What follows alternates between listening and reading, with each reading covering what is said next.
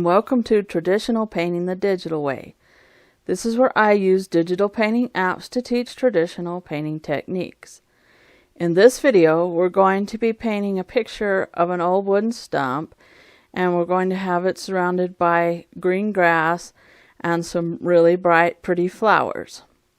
If you want to follow along with traditional materials, I'm going to be giving you a list of the acrylics and the paintbrushes and the type of canvas that I use. You can also follow along with oil paint if you wish to. So here's the list of acrylic paint colors that I use, and I usually will use Grumbacher Academy acrylic paints, and I also use Liquitex acrylic paints.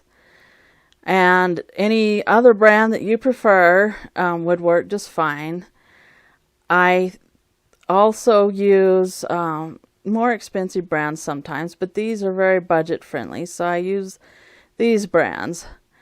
And then I like to use a 1.5 inch flat brush and a number 8 bristle brush, a number 10 or a number 6 filbert brush, and a number 4 flat, and a long thin script brush.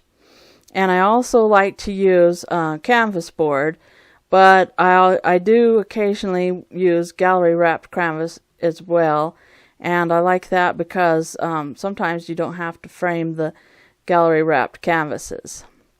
So I'd been seeing this old stump whenever I was taking my daily walk, and it had more flowers around it than it did when I got this picture, but I finally remembered to bring my camera and get some pictures of it, so I thought that it would just make a really nice painting. So I went ahead and got some pictures from several angles of it, and I decided that I liked this angle the best. So I'm using the coarse pencil and Infinite Painter and just making a little brief sketch of it.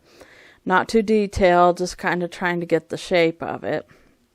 And then I went ahead and added another layer, and I'm going to go ahead and sort of add the grass around as a background first. And if you're following along traditionally, you can probably use your flat brush, or number 4 flat, or a filbert brush, and you can just kind of make up and down strokes using all different colors of green paint. You can use Hooker's green and throw in some of the phthalo yellow green, throw in some yellows, throw in the white acrylic gesso, and add a little bit of orange if you would like, just for some variety there. Just kind of smooth it out, and we just kind of want a up and down pattern like the grass. And then you can probably redo your sketch with some really soft vine charcoal if you're following along traditionally. And here I just switched the layers, where I pulled the background down to the bottom layer, and then I went ahead and pulled the sketch up above that. And that's the easiest way to do that. That's kind of why you want to have separate layers.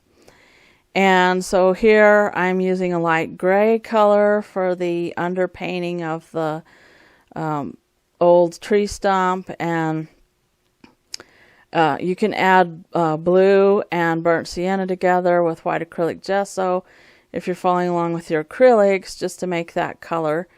And then you can add a little bit more blue and burnt sienna, and that will darken it to make a darker gray. And so here I'm just kind of trying to add the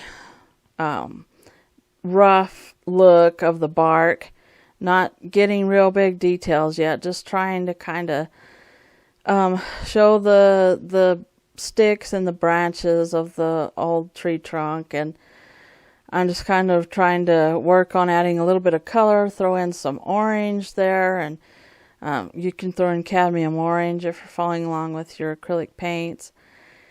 And just trying to smooth those together, and I'm using the smudge tool said on some of the oil tools here, I like to use streaky oil and some of those, just trying to get a bark look. And then here I wanted to add the patches of ground that appear through the grass. And so I'm adding kind of a burnt sienna type of color, and add a lot of white acrylic gesso if you're using your acrylic paints. And then I want to add little clumps of grass around those patches of the ground, because you can see in my original photo that there's a lot of ground. I want to add a little bit more grass than what is in the original photo, just to make it look a little bit more lush and green, because this is New Mexico, and most of the time it's not lush and green. It's more of a desert, but I kind of wanted to add just a little bit more to make it look not quite so desert-like. And so I'm adding those little clumps of green grass, and you can use hooker's green and phthalo yellow green if you're following along with your acrylics, and use a flat brush and just pull up with a vertical stroke to make that that little clump look. And then here I'm working on the tree stump again, and you just kind of have to keep adding more and more layers there. So that's why you kind of start out with darker layers, and then you can keep adding lighter layers here.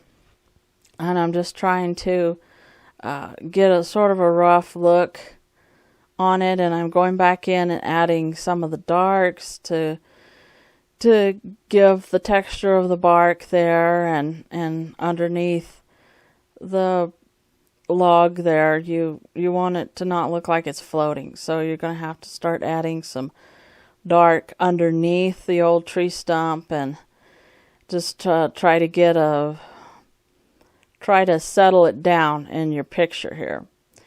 And then I'm adding a little bit more of the highlights and trying to get a rough look. So I'm using short, choppy strokes.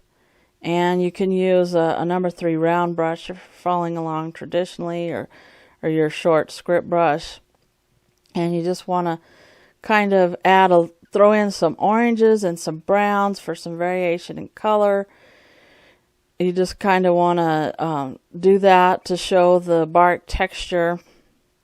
And so I'm working on that a little bit, and then I wanted to go ahead and work a little bit more on the clumps of grass. And you add pockets of dark and light with this grass. You add some darker greens. And again, if you're following along with your acrylics, a hooker's green. And just to add that, and use a vertical stroke as well, just pull up from the bottom and try to get it to feather out on the end, because you don't want to put in every individual little strand, but you want to try to get the illusion, if you will, of the grass. And so that's what I'm doing here, and I'm smudging it out at the bottom, because I want it to look a little bit more like there's shadows at the bottom. So this is the end of part 1 of our old log series. And in part 2, we're going to go ahead and work more on the old log, and also add some flowers in it. And I'll show you how to do a really neat splatter technique too. So if you want to see that, hit the subscribe button. And thanks everybody for your support. Thank you so much for watching, and I'll catch you later.